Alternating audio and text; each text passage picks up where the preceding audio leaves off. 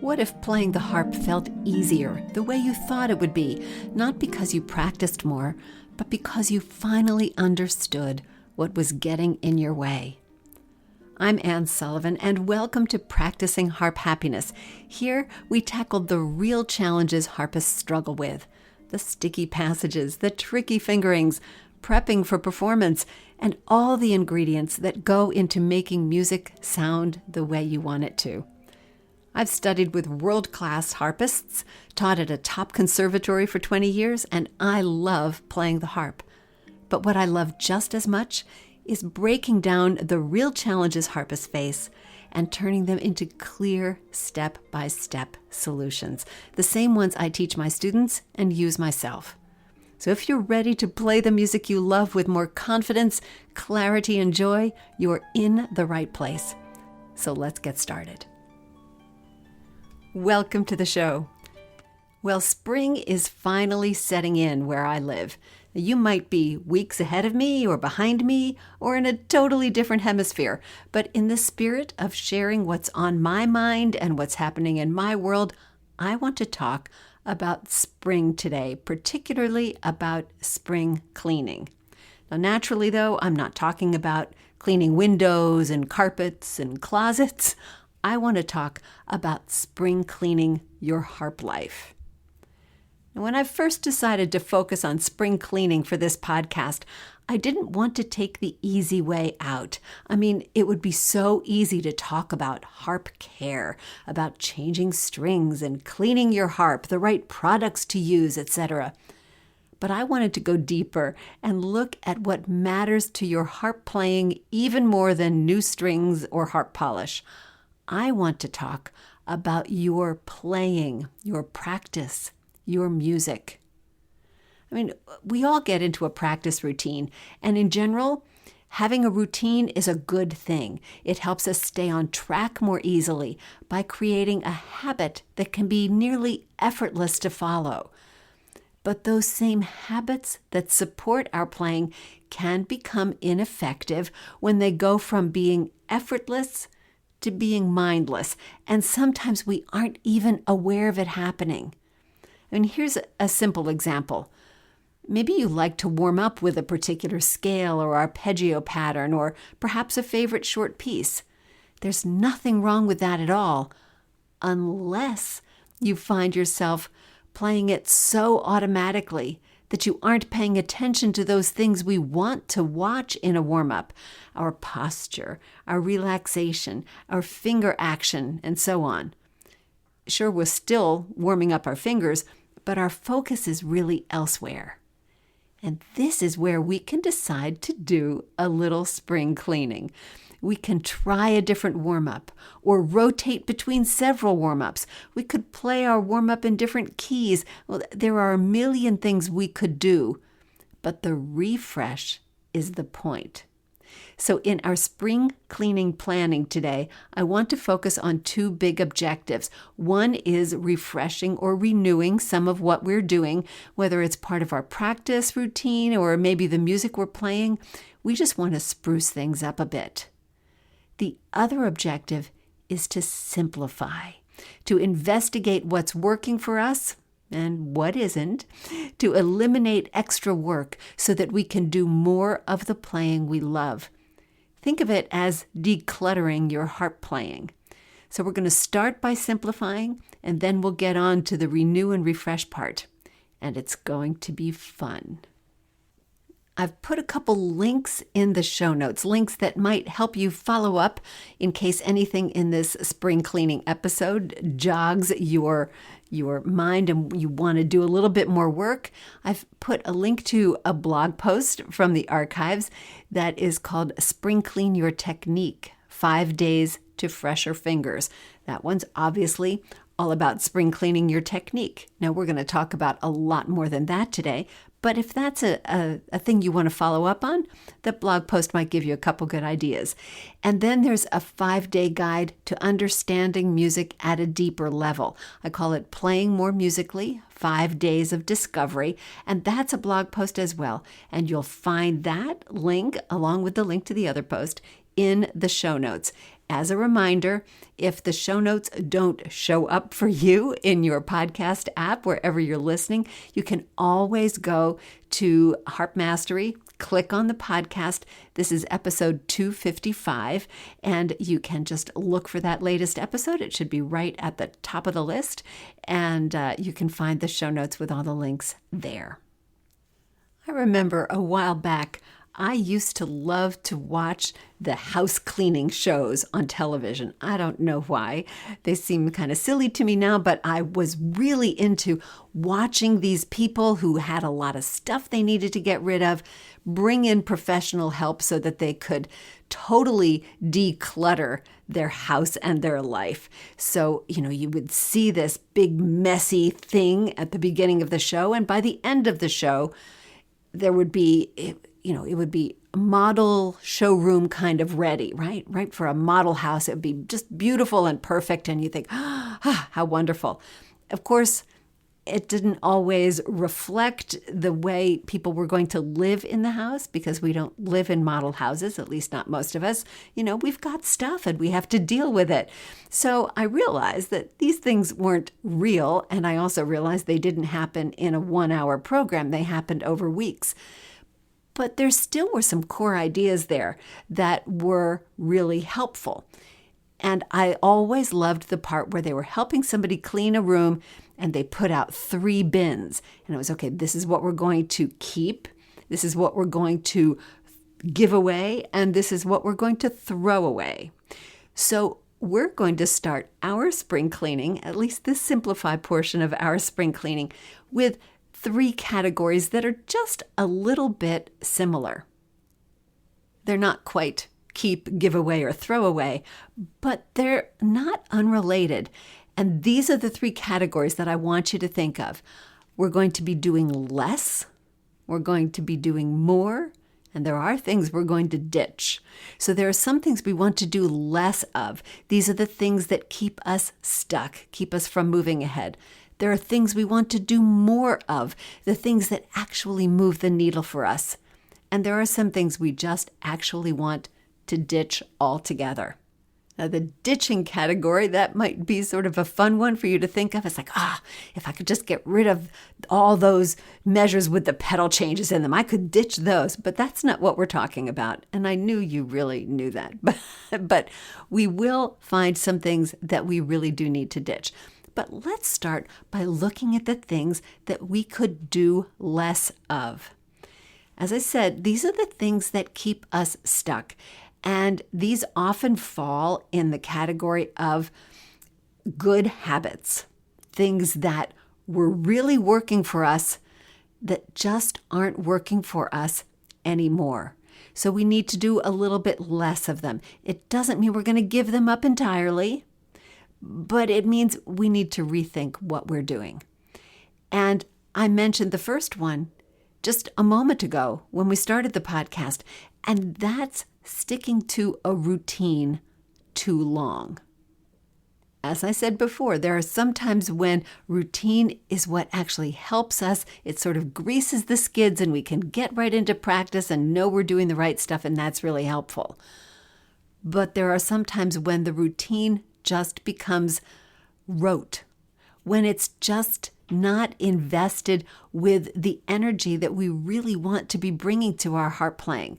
We don't want to be little robots or automatons doing our harp practice. We want to really be creative artists. Ooh, had you thought about that? Had you thought about the fact that when you're playing the harp, you are a creative artist? I hope you think about that, because you are. So we don't want to be stuck in a routine that stifles that. So think about what it is that you do. Do you always do the same warm-up? Okay, that's great. But do you find yourself zoning out during the warm-up? Or maybe you're always doing the same exercises. We talked on the Breakthrough Blueprint Intensive. We've been talking in my Harp Mastery. I've been talking with my Gold Circle students about ways to change up their technique practice so that they aren't always doing the same kinds of technical exercises the same way, but that they're working through a variety of exercises, training their fingers in different ways, and that mixing it up just a little bit is going to give them way more benefit as well as being more interesting. That's an example of something that you could do a little bit less of.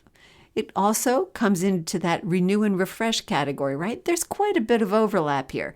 But you can see what I mean. If you're sticking to that routine and you're finding yourself stuck in something or just doing it just because, let's decide that we're going to do a little bit less of that.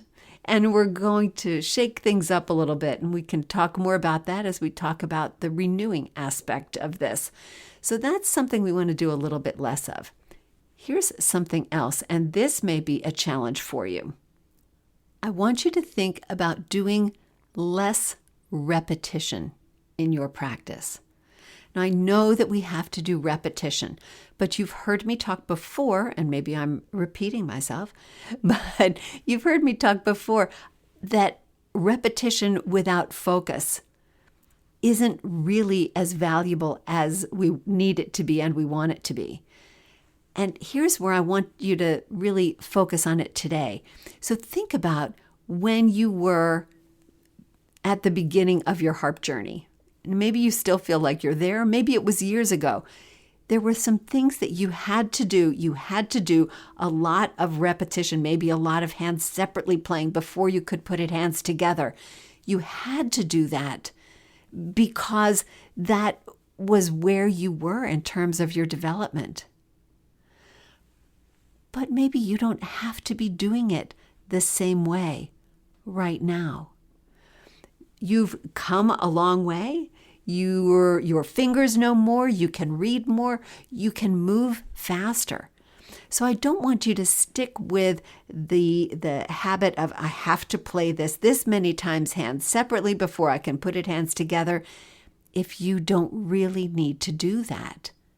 That's slowing you down. That's keeping your skills in one place when you could be moving them forward.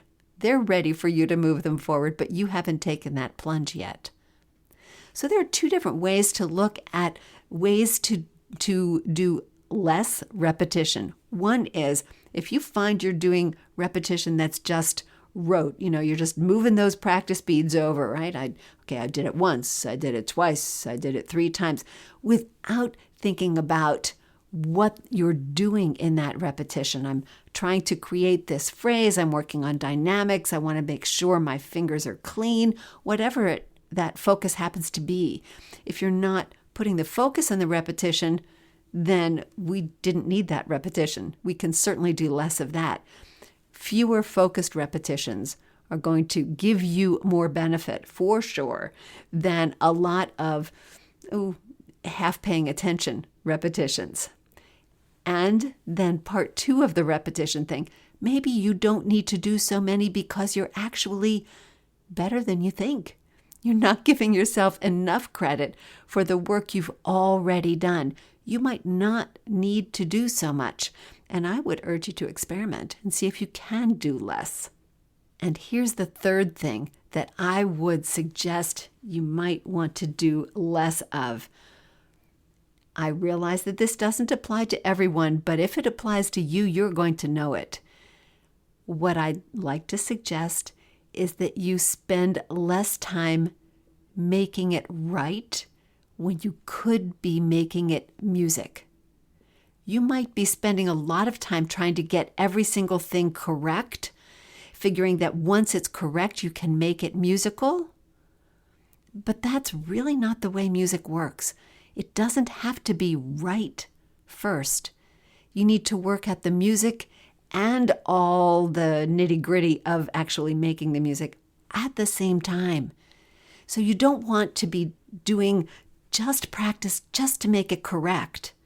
Let's do a little bit less of that so we can add in a little bit more of making it music.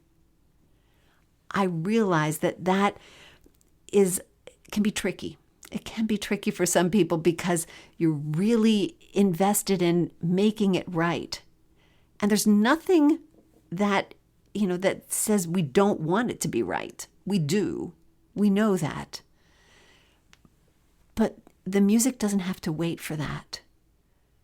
lots of times you'll find that there are things that you need to correct that will become correct when you start playing it musically, or things that you thought you had worked out don't quite work when you try to make the music flow the way you want it to. So remember, spend less time making it right if you're not also making it musical. Does that make sense? Okay, we've talked about doing less of a routine that's not serving you, less of repetition that's not serving you, either because you're not paying enough attention or because you're actually better than you think, or doing less of trying to make it correct without making it music. Okay, 3 things you could do less of. Now, how about some things you could do more of? Now, before you panic, I'm not going to suggest that you do more practice.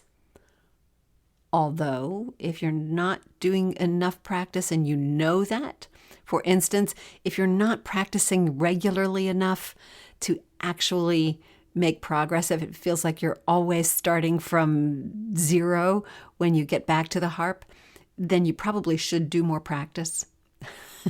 It depends. People ask me all the time how much practice time I should be doing. And it depends on how much you want to do in your practice. What are you trying to do? What are you trying to accomplish? How much progress do you want to make? How quickly? There's no one good answer for that. But I think that you have to remember that practice is by definition a habit, and a habit requires a certain level of consistency. Now, what that certain level is has to fit in with your life and your goals and what you want to do with the harp. So I'm not going to tell you how much to practice. And as I said, I'm not going to tell you to practice more. You can tell yourself that. But there are some things that you could do more of that you're probably already doing. And I want you to look at what is really working for you, what you do well, your strengths, and let's do more of those.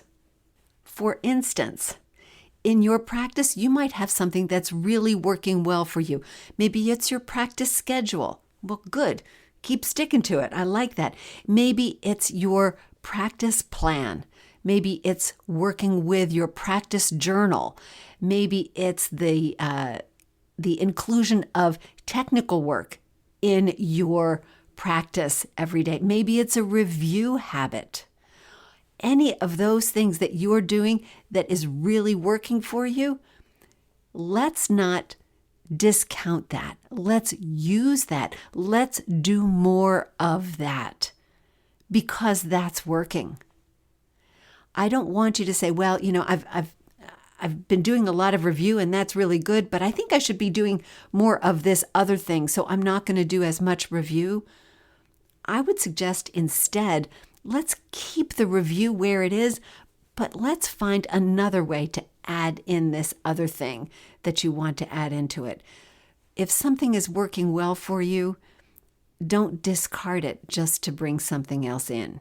So before, when I was talking about doing less, let's not do less of the things that are working for you. Does that make sense? We can do more of those.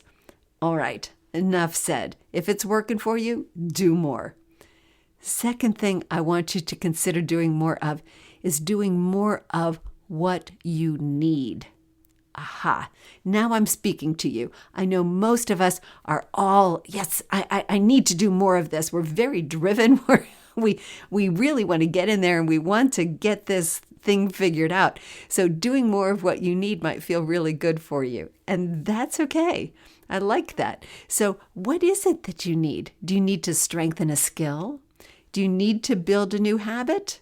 Maybe you're doing a little bit of review, for instance, but you're not really reviewing enough pieces. Well, let's do more of that then. More of what you need is a good thing. Maybe you're doing some technical work, but it's not enough. Maybe you're doing some sight reading, but you think you could do more of it. You need more of it. Well, let's do it then. Get in and do more of what you need. It's going to be like adding vitamins to your practice. It's going to be great. So doing more of what you need is always a good thing. The trick with that, naturally, is trying to figure out how you're going to fit it in. And this is where you need to be a little bit strategic. But let's look at the list of things you can do less of. Well, maybe if you just change up your practice routine a little bit, it could be more interesting and include more of what you need. Maybe your warm-up could include sight reading, for instance. Or maybe part of your warm-up could be review pieces if you need to do more review pieces. There are lots of possibilities. If, for instance, you do fewer repetitions of something, maybe that's going to free up just a few practice minutes so that you could do some improvisation if that's what you'd like. Right? So you could use that do less category to help bolster your do more category. It's all a balancing act, and we know that. But this is the greatest time to think about doing less so that you can do more. Aha, you like that? I do. All right, there's one more thing to consider doing more of, and that's doing more of what you love. Playing the harp is something that you love. You wouldn't do it if you didn't. And it's not supposed to all be hard work.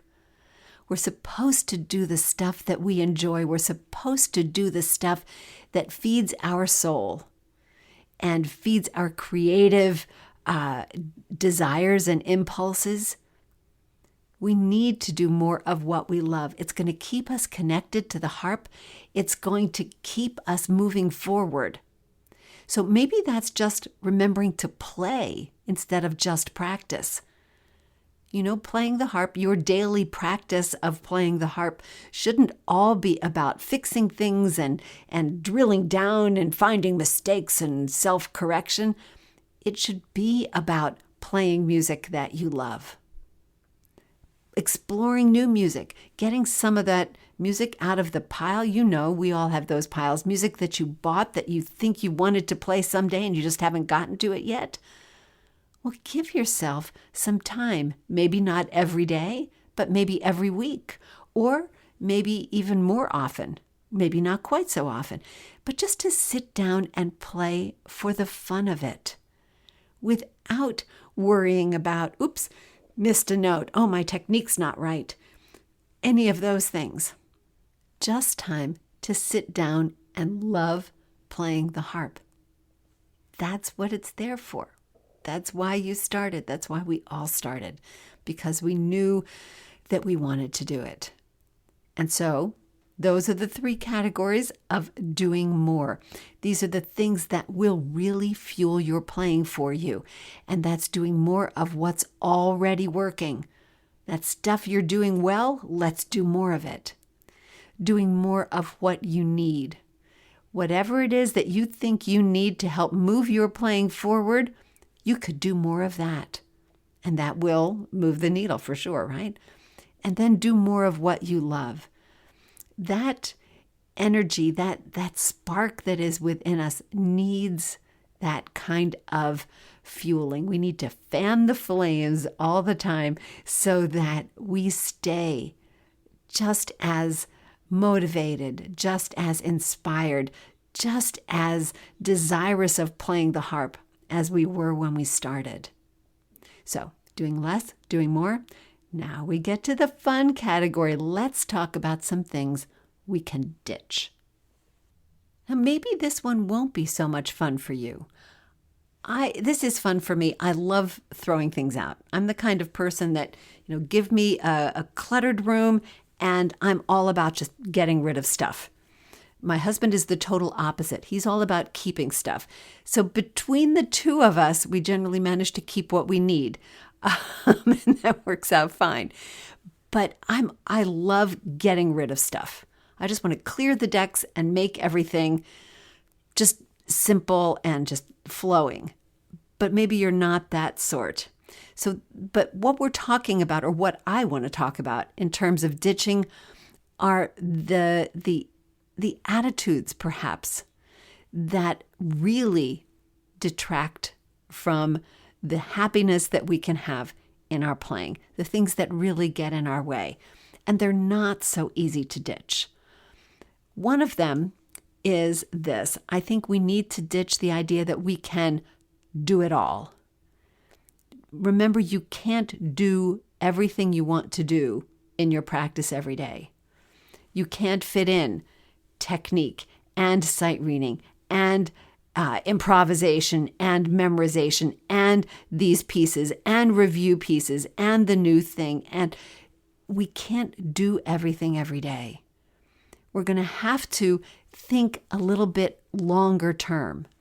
We want to do all those things, but we don't have to get them all done now. Maybe we choose this first month or these first 3 months to think about, all right, this spring, let's try that. This spring, I'm going to work on sight reading. But when it comes to summer, I'm going to learn new pieces from my repertoire. And we'll work on all the usual things. We'll keep working on technique. We'll keep working on the pieces that we're trying to learn, all that sort of stuff as we go.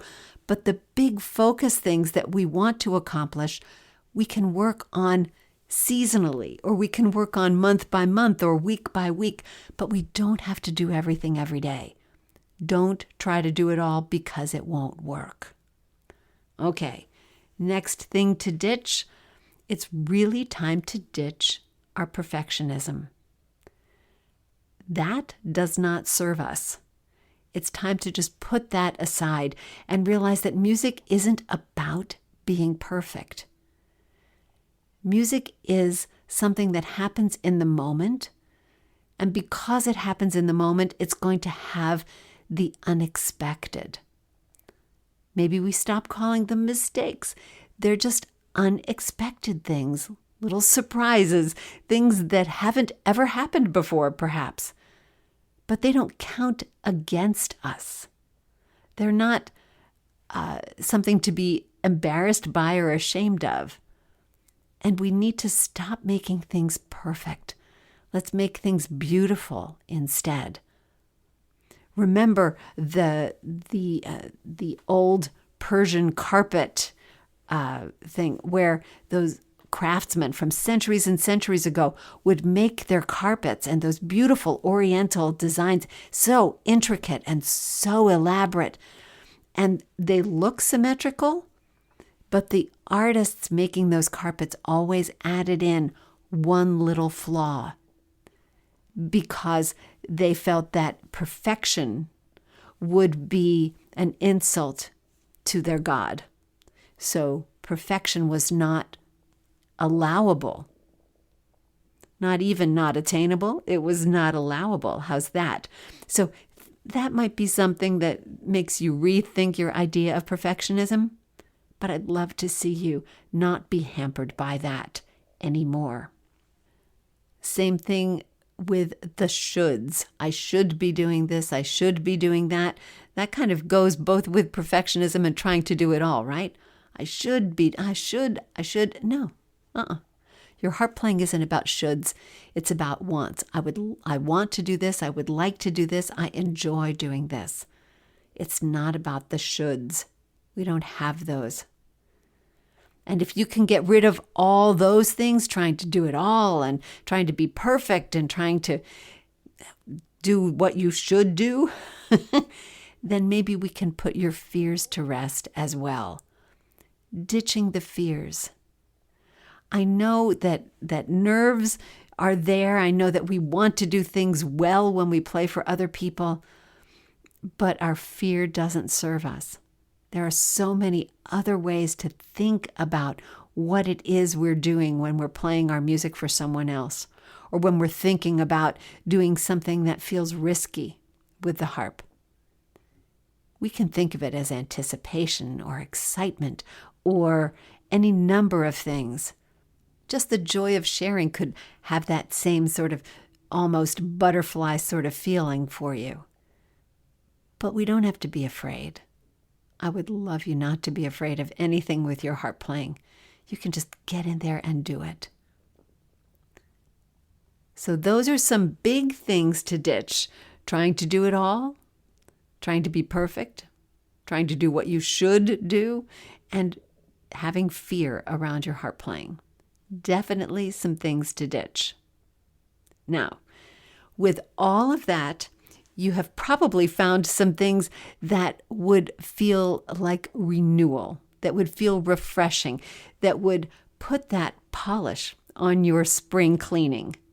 Remembering what we're renewing here is stuff that is good for you, stuff that feels good, the things that are just good for your soul.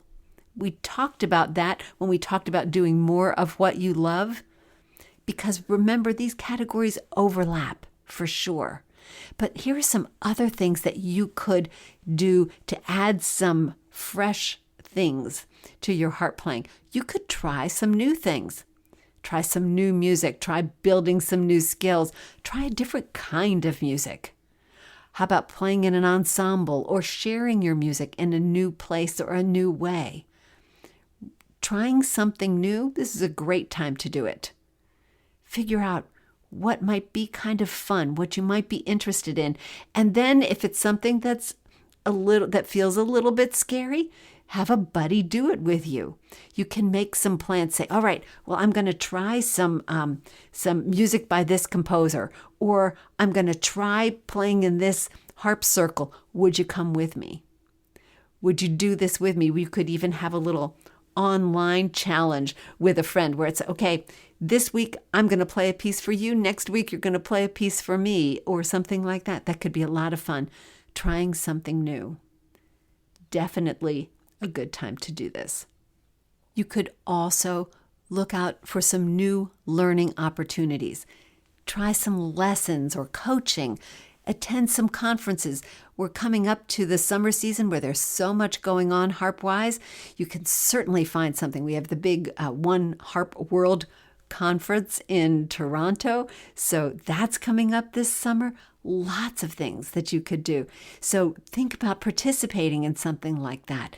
Think about classes. Think about things that are in person. What could you do with your music? What could you experience that was something in person? Or what would be a new learning opportunity that was maybe something you could provide? Could you help someone learn more about the harp? Doesn't mean you have to teach them, but maybe you could take your harp to a school, or take it to a preschool, and let the kids experiment a little bit with it. I know you want to be careful with your harp, and I know you will be, but there are lots of things you could do there to help share your love of the harp without perhaps the fear of performing for somebody. And you would be helping to teach a little bit about the harp. How cool would that be? So there are plenty of ways you could renew your harp life, right? With whether it's playing something new, playing in a new place, experiencing something new with the harp. But this is the time to do it. I should say any day is the day to do it. But since we're talking spring cleaning, this is the perfect time. I do want you to be careful here. I've given you so many ideas. Things to do less of, things to do more of, things to ditch, ways to renew your playing. A lot of things. I don't want you to get trapped in trying to do all of them, or even paralyzed by thinking, which one shall I do? I am 99% sure that there was one thing that I talked about today that just really had that extra ring of possibility for you, that extra thing where you thought, oh yeah, I could do that. If you don't remember what it was, go back and re-listen to this podcast until you can find that one thing that's like, oh, yep, I could do that. And then do that one thing. Unlike real spring cleaning where we have to clean all the windows or all the baseboards, unlike lots of things where you have to do all of these, unlike decluttering a room where you can't stop with one little pile, right? all you need to do today is one thing. If you can find one thing that I talked about today, or if anything I talked about today gave you another idea, then do that one thing and watch the difference that it makes for you. It's going to give you that, gosh, aren't I great kind of feeling. It's going to give you that breath of fresh air that we need. So find the one thing and do that. Don't do everything because that's a little bit too much. But find that one thing and then either do less of it, more of it, or ditch it, whatever it is you need to do. But use it to spring clean your playing today. I think that sounds like fun, and I hope you think so too. Next week on the podcast, we're going to be talking about how to go from being at beginner level to being at intermediate level. Now, there are a few markers and a few skills, a few things you need to be able to do that are going to take you from that beginner stage to the intermediate stage. I often say that there's not a clear-cut progression or very clear division between where perhaps advanced beginner and early intermediate are, but there are some specific skills that are going to enable you to play intermediate level repertoire. And so we're going to talk about what you need to get from the beginner level to the intermediate level. I'm looking forward to digging into that topic with you. And until then, remember, every day is a day you can add more harp happiness to the universe, to your world, and to your spirit. And all you have to do is play. Thanks so much for listening, and I'll see you next time. Enjoyed today's episode? Then share it with a harpist friend, subscribe for your weekly harp happiness boost, and check out harpmastery.com or the Harp Mastery app in your app store for more resources and ways to connect. I'll see you next time.